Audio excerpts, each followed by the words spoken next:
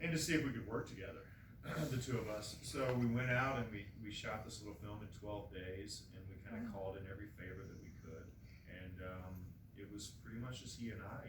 We were hiring crew and ordering food and, kind of securing locations and booking airfare for talent and so forth, and kind of just doing all those little things to kind of make a production work.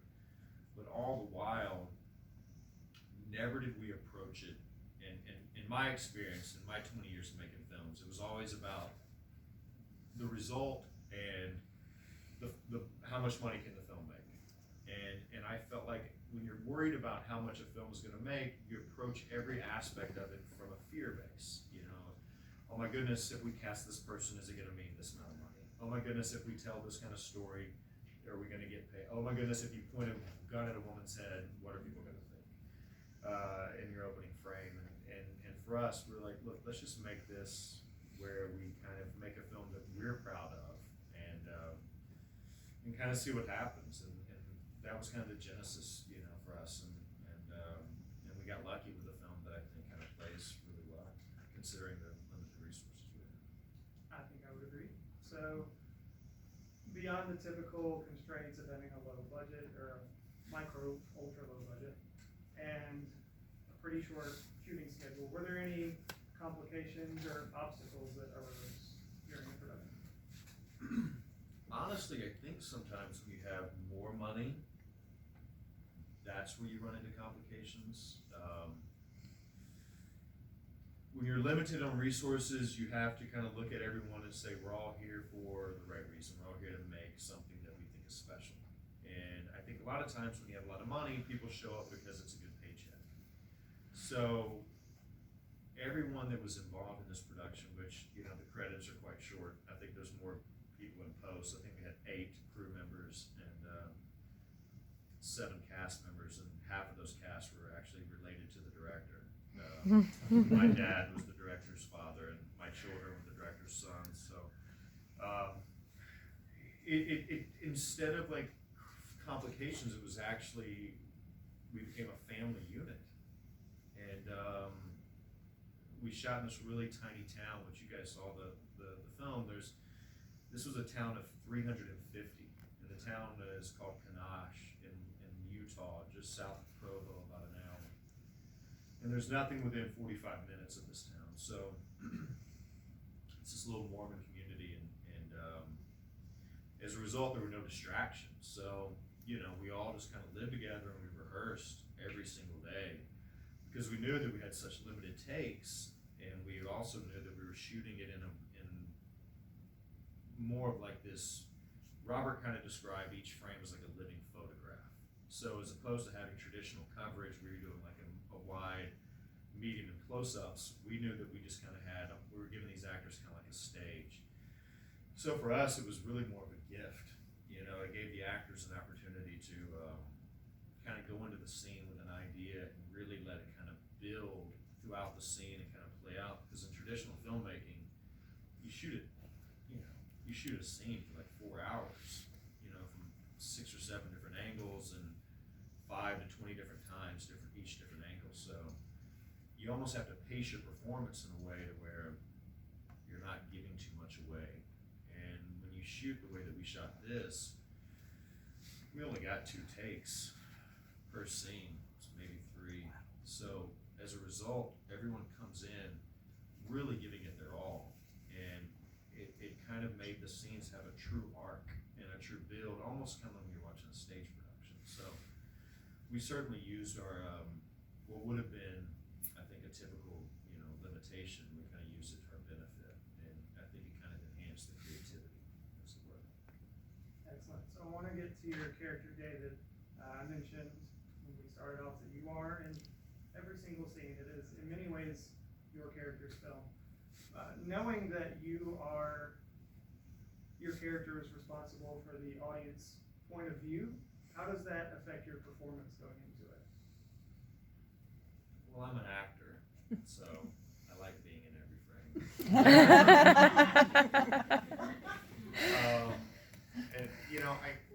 And I knew how Robert, again, because every film that I'd seen Robert make, had his dad or his kids in it. So for me, I was so blown away that he could get performances from his family members. And these are not films that are being shown on the internet. These are films that were going to Sundance Film Festival or Tribeca and South by Southwest, these major festivals. So I kind of saw it as this opportunity, you know, as an actor. I made a living kind of being on every CBS television series that there ever was, you know, playing the bad guy. And you get these windows, right, to kind of play these characters, and they all kind of want you to play them a specific way. And it's really, you got to kind of push the emotion of the bad guy or whatever this kind of character is. And Robert had kind of found this way of telling stories where you sit with the actor. And if you sit with an actor, it allows the performer to let the emotion of whatever the scene is kind of just pass through them. And then we get to observe that. And for me, that was a great gift because I've always wanted, you know, acting is such a kind of, it is an art form, you know, that's kind of been, don't go to exploitations, but it is essentially a form of art where we're kind of letting creativity pass through us. We're kind of like a vessel for it, right? Kind of like how a painter uses the brush. And I saw it again as this great chance to kind of just be present as an actor. So for instance, like with the scene with my daughter where she says, you know, mom's cheating on you. That in network television would have been this very melodramatic scene where dad is kind of giving he's kind of trying to prove to the audience what his character's doing, and she's got to prove to the audience what her character, and in this form of storytelling, it allows you just to kind of be there. And I knew that my greatest opportunity for the audience to understand what David was going through was when she gets out of the car and I'm leaving. And I knew the camera was right here. So I knew that it didn't matter how I treated this scene, as long as I gave enough love to my daughter in the moment. And I let her have her time, that my time as an actor was gonna be when I leave the parking lot.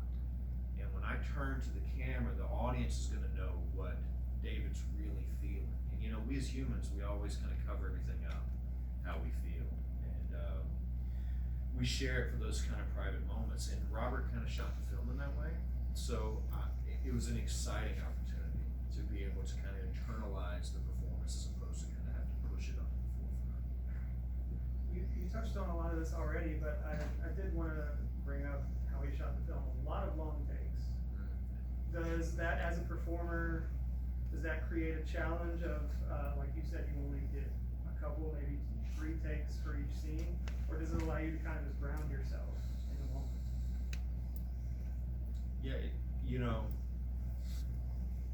actors are like hot rods. If you get an old set 69 Ford on a highway, in about 5 minutes the car starts running really well. But if you have it in stop and go traffic, it kind of runs like crap.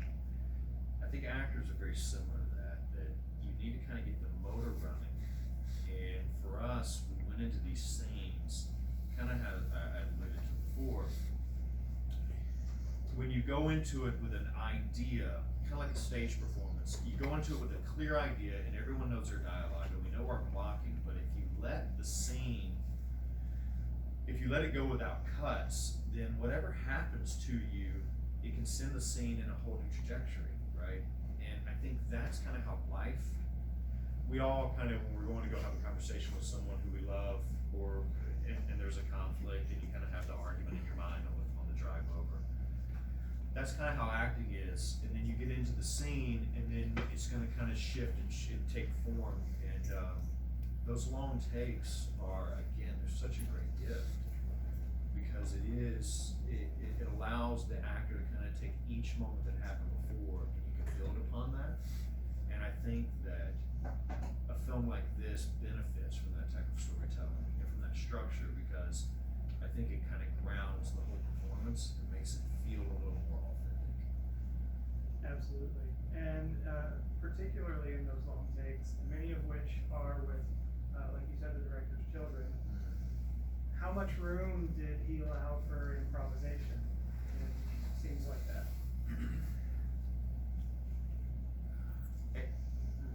Robert certainly allows room for improv. You know, his kids are interesting because they grew up with a dad who makes movies for a living. So Jonah, who played the youngest, played Bug, he couldn't read yet. So the other boys would get with him and they would kind of read him his lines, which was really interesting. We would watch those guys work together, so they kind of held themselves to a certain caliber of performance, right? They wanted to make sure that they were kind of, they knew all of their beats going through. So we didn't really have to improv that much. Like the truck in the scene in the truck where we're driving to the park for the rocket scene.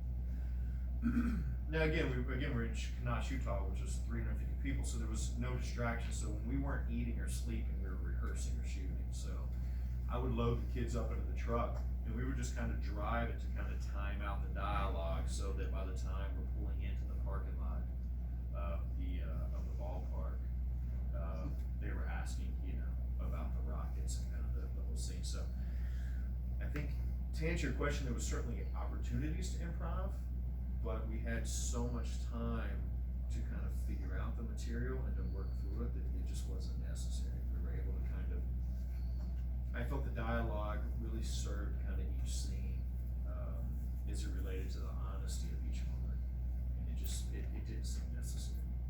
So it was quite nice. So the last thing I want to ask about your character, David, this film has a much happier ending than I was expecting. Maybe you were expecting. There were 0 lovers killed, emotional death perhaps, but do you think that David earned a happy ending in this film? I don't know if it's a happy ending. we all talked about endings. Robert and I, this movie started as a short film called The Drift. And the short film was essentially the dad goes to pick up the kids for a weekend and the boyfriend's there. And we were exploring toxic masculinity and what does it feel like for a dad to get beaten up in front of his kids, and how does he then continue as kind of that father figure, protector, kind of role model that we kind of put fathers in over the last 100 years. And we talked about how does this film end? Does David walk back inside and shoot him and Garrick in the face, and does he finally, do we have that sling blade ending, where he kind of chops his head off or something, which I was 100% okay with. After getting beat up. Yes. But I think what's interesting about the ending is that the children are very happy, and I think they're unaware of what might lie in the future and kind of what happened in the past. They just love seeing mom and dad together. So I think as it relates to that, it was certainly a happy ending. I think we all kind of feel, I'll never forget Robert calling. He's like, what if they just go to Lowe's and buy a washing machine? He's like, what? He's like, what if after you get your ass kicked, you're just at the store? I was like, fuck, I don't know, man. But I guess that's, we've all been in that situation where our relationship feels like it's oh my God, we're gonna kill each other or someone, and then the next thing you know, we're going to, Arby's. So I thought maybe, I was like, I guess that's interesting. And I think that's kind of life, right?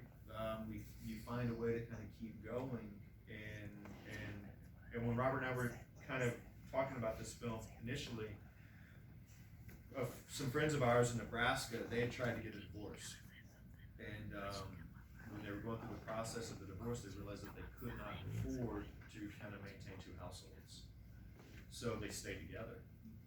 And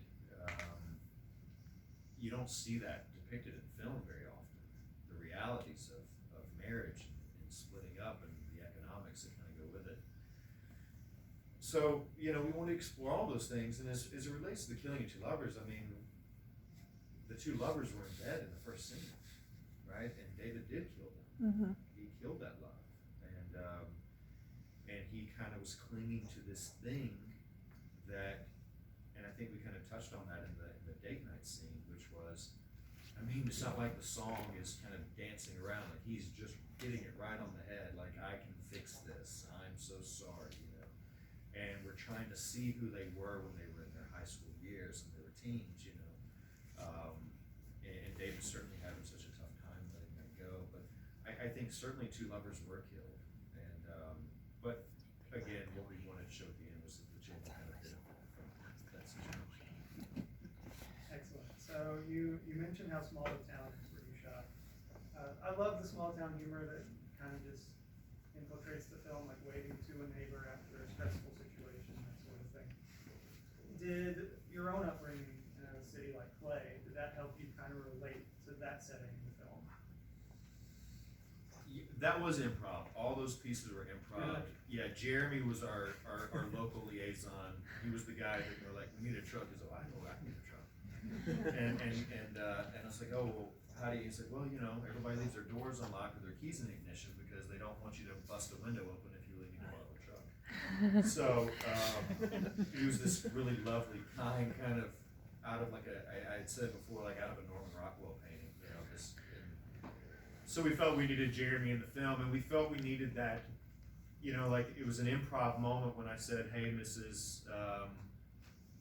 I can't remember, but at the school again, when I'm letting my daughter out, and she kind of has the moment and leaves, and I say hi to Mrs. Whoever, and it's to kind of show that in those small towns sometimes we're in a fishbowl, and everyone's privy to your problems.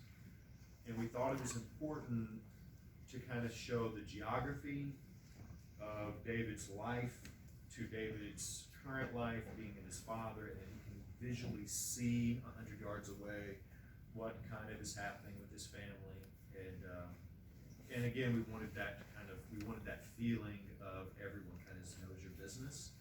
And I think that changes the dynamic of these kind of films. You know, you watch a movie like Marriage Story, and being in New York or LA, you can kind of create your own bubble.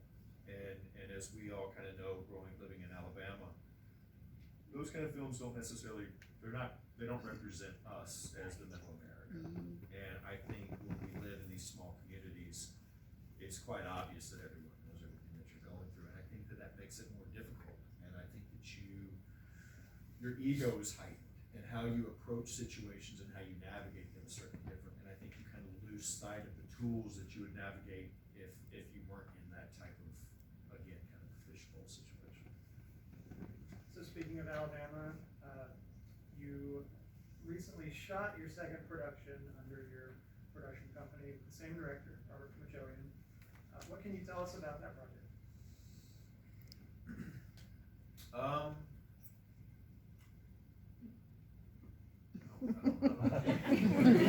got this from Variety, so don't blame me.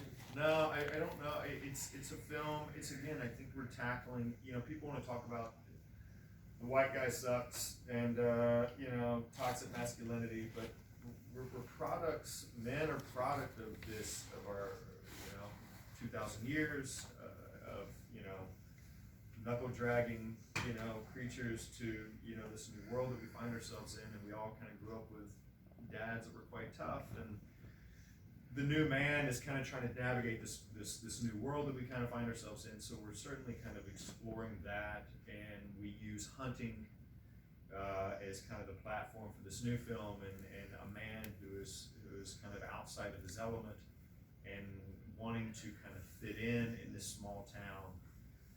So he wants to hunt, and he wants to be kind of one of the guys, and he kind of finds himself in a very scary, unfortunate situation out in the forest. And it's called The Integrity of Joseph Chambers. And what we're challenging is the ideals of being a man and what have kind of been put on men, and then ultimately how challenging it is to do what's right. How physically challenging sometimes, you know, you can say I'm gonna do the right thing, but what it truly means to do the right thing, and just how difficult it can be on the body, you know, not only emotionally. Excellent. Well, I look forward to seeing that. Mm-hmm. Last question before I turn it over to you guys. So, you just shot a film here in Alabama. How much do you plan on being involved in our state's film industry going forward? you know, look, when I left in '96, there was zero film industry in the state of Alabama. That's why I left. You know, I was introduced to film in the southeast when I came to do Rectify out here, and it's very exciting, you know, because growing up in this part of the country, you feel that we have so many great resources as it relates to, and I feel like everyone is a storyteller in the southeast, right? You know, your uncle, your aunt, your grandma, everyone has a great story to tell, and it's part of kind of who we are in this part of the region, and I'm excited just because Hollywood stinks. So for me, it just stinks, you know, and it stinks because no one's from Hollywood. So you've got a bunch of transplants who are just all terrified trying to make it work. So it's just not conducive to creativity. So here, I kind of feel like everyone, you know, you come make a movie in Alabama and people are making you cookies.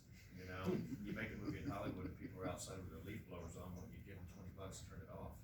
So it definitely creates a different energy on set. So to answer your question, I mean, look, man, it'd be a dream to make everything here. Okay, you know, to be able to be in this part of the country and be creative and also be able to turn a profit would be incredible. So I'm certainly optimistic. I think the film scene is growing in the southeast. I think we're just now kind of receiving the ripple effect that's happening in Atlanta, which is very exciting, and I'm optimistic. Excellent. Any questions from the audience? Fine. I just kind of want to know like what you did to prepare for your role in the film. Like if there are any big influences for how you performed. I've got 3 kids. That's a good answer. So for me, when I read, there's a line in the film where he says to Nikki on date night, he goes, "I wish I could have had the kids. Mm-hmm. You would have made partner by now." And I always kind of take one line from the film, especially from like my character, that kind of I feel defines who he is. And you don't meet a lot of men, at least when I was growing up, I didn't meet a lot of men that were the kind of dads that were excited to stay home with the kids. You know, my idea of like a stay-at-home dad was Michael Keaton and Mr. Mom, right? Everything's on fire and there's like tears. So to think about a guy who truly has not thought about career aspirations. I mean, I think for David, he chose his profession based on if I can make a piano recital, if I can get a little league game at 3 o'clock, I'm gonna go to walk the kids to the bus stop. So when he said that line, I kind of thought about my own life, and if I didn't have my kids on a daily basis, even if they're just like making racket upstairs, or if we're just having a PB&J in the afternoon, those moments are so precious. I can't imagine trying to cram all of that into a weekend experience. And I can also understand if you've devoted everything into these guys, that is your reality. And if you begin to lose that reality, what that feels like to kind of lose your grasp on the world, you know. And I think we've all been in love to where we do really stupid things, you know. And when we feel like we're losing that thing that we cherish so much. So that was kind of my motivation. I didn't need much outside of that other than thinking of not having my own kids on a daily basis, you know. So not a ton of research necessarily.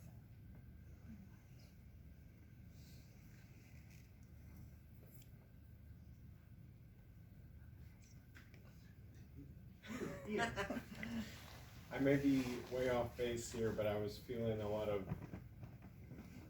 Lynn Ramsey influence on this, and I don't see a lot of American films drawing from Lynn Ramsey. Is that something that Robert was?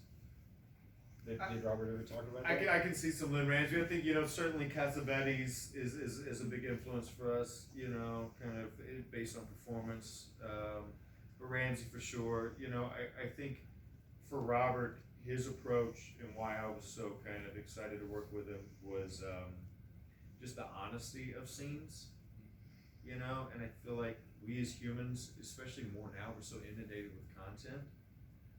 We don't necessarily need things blowing up to kind of grab our attention. or big fast car chases, which we all love. You know, I mean, all of us love the Avengers and Star Wars and so forth. But I think that we're certainly drawn more to situations that we can relate to, and they kind of mirror our own situations. And I think that's why we're drawn to social media as much as we are, especially like TikTok and Insta, right? So we were we were certainly intrigued on kind of exploring those aspects of storytelling, and certainly those that those are influences for sure. So yeah, somewhat.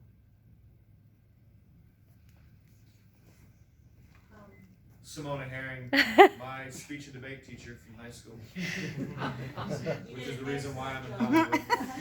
Celebrity, yes, celebrity.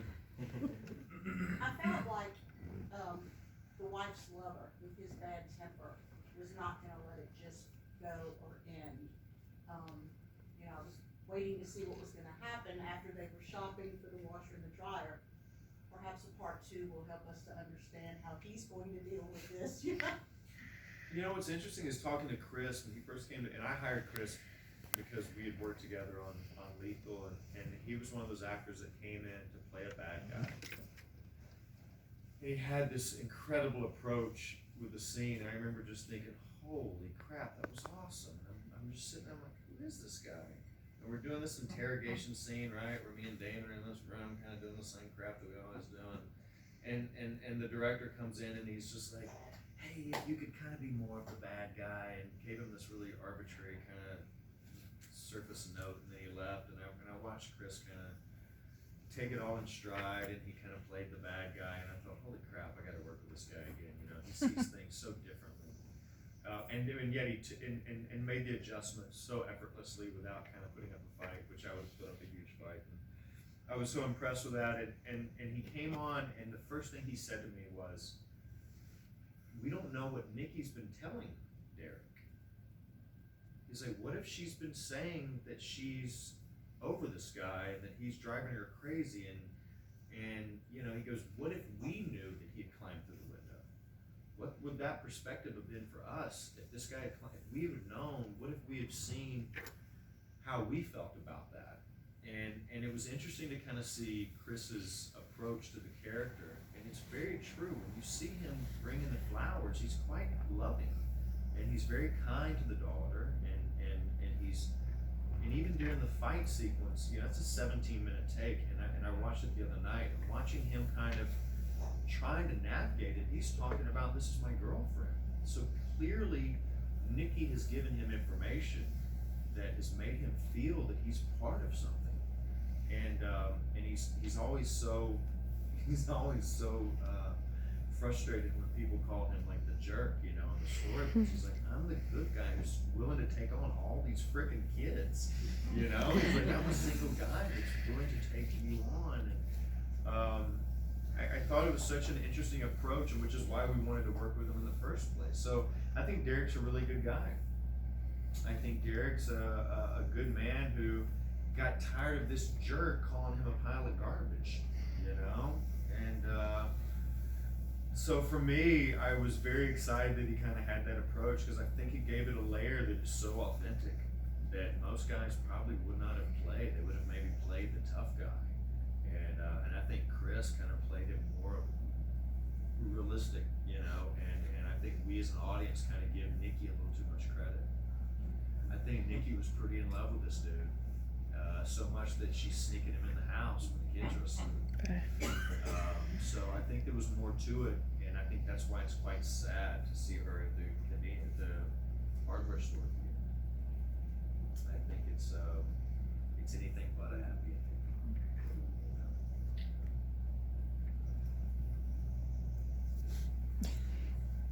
ending. Clayne, I kind of felt a real chemistry between everybody that worked on this film. And in some instances, you don't get that. In a series, it can take some time for a chemistry to develop between actors.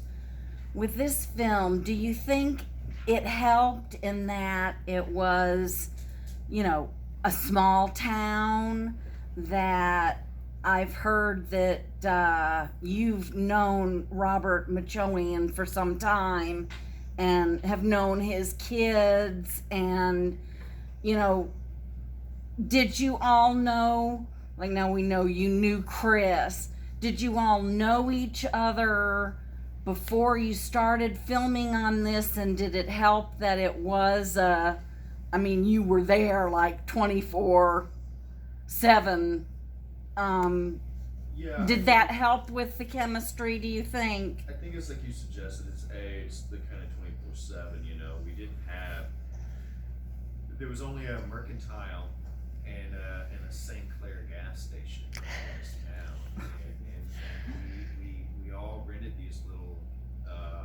houses that, because the town is so small, when the grandparents pass away in these towns, the family keeps the home, and that's where they do Christmas dinner, that's where they do Thanksgiving, right? So these homes would still be decorated and kind of kept up as if grandma and grandpa were still there. And we kind of rented these little houses, so we were a family, and as I had kind of said before, there was no distractions, there was no bar, there was no movie theater, there was nowhere to go, not even a restaurant, so we all kind of had to, again, be together 24/7. So a great example is when Seppi, who played Nikki, and I cast her because Junie and Libby, who cast me in Rectify and a couple other projects, they're some of the, in my opinion, the best casting directors in town. They cast everything from Deadwood to Breaking Bad. They're just the best. And I called and said, hey, I'm looking for an actress. And they sent me Seppi. And when Seppi got in town, we were all living in this big, it was a gymnasium from the turn of the century that had been built, I think it was 1901, and it had since been abandoned, and a buddy of ours who's a painter had bought it, which is why we went to this town in the first place to write. So we all kind of lived in this big gymnasium that had been turned into an art studio that had these great little bedrooms and so forth. And when Nikki, or Seppi, first got into town, Jonah, which is Robert's youngest, in fact, we call Bug, the moment she walked in, he climbed up into her lap and fell asleep. So it was like, the kids even realized that we had to form a bond if this was going to work. And that trust that we all had in one another, and again, nobody's making any money. I called these guys and said, look, I'll give you money on the back end kind of thing. I can't pay you anything up front, you know, outside of airfare. There was a 3-bedroom hotel connected to the St. Clair gas station. So which I think they would have been happier one of the Airbnb houses with us. But you know, we knew what we were getting into, and they kind of came into it with that mentality of they love the material, and these kind of films live and die with a performance. You know, there's no monster chasing us, there's no big kind of plot points that we have to follow. You just have to kind of go on a ride with these people, and it's just commitment. You know, and we had 12 days, so it's so short. You know, if you can't do something for 12 days, what the heck, right? Right. And everyone kind of came in fully committed, and I certainly think that it's the only way to make a film. You know, there's no trailers, so that we can all go hide, and then we have to be brought to set, and all the weirdness and silliness, and then you got some guy looking at his phone because you know he's ready to go home, and you got to cry on this scene or whatever. All that stuff was gone. You know, it was just people living, and then Robert was just kind of setting a camera behind it. And I think as a result, you have what I feel is a very authentic kind of overall piece. Let's do one more. Did you have Yeah. a question? Okay, I have 2 questions, and one you kind of answered, but since I'm ignorant to the vocabulary, I'm going to ask it again. In the truck scene to the park, was that a lot of ad lib or was that script? That was scripted, right? So the boys knew, like, zombies versus people, you know, like that was, and like who ran the mile and who didn't run the mile. Like all those kind of things were kind of, that's all scripted.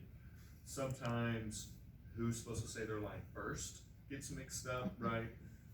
That's why I wondered it was ad lib. Boo had a scratch on his forehead. That's because he busted his ass coming out of the house. literally 2 minutes before we shot that. So he comes running and falls and busts his head, and Jonah wanted to tell me about it, so he kept pointing without saying anything, you know, in the scene. So that's why he just kept, he's like, I don't know, and I'm like, what? Oh, did you bust your head? So that's completely improv. But everything else, you know, is kind of scripted, and it was more, the scene was more designed for the kids are having a great time, but the daughter is completely aware of the situation, and she's having a difficult time dealing with it, right? The boys are just wanting to, they just want their dad, and they just want to feel normal. And she, you know, unfortunately for Avery, is that she's already kind of taken a bite of the apple, right? So on the last scene, when you looked up and you started shooting because you saw Derek, was Derek really there, or that just was your concussion talking to That's us? my concussion Okay. talking, right? Okay. Yeah, so we wanted to shoot that to where the audience feels, you know, as my 93-year-old grandmother was screaming at the TV when she watched this for the first time, shoot his ass. That's all she kept saying.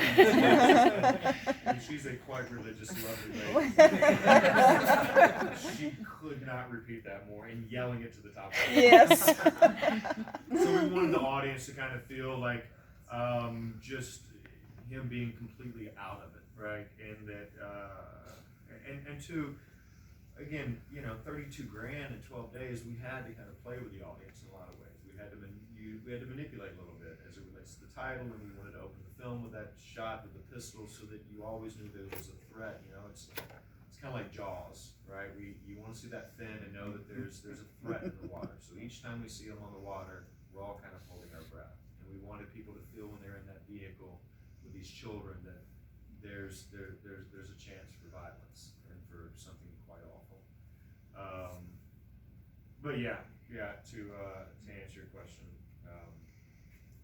yeah, we're certainly kind of. So I think you could have a part 2 because I disagree with what you Doubt said. there'll be a part 2. I disagree about Derek. I think he's the bad guy. We'll take Gremlins 2 as our option.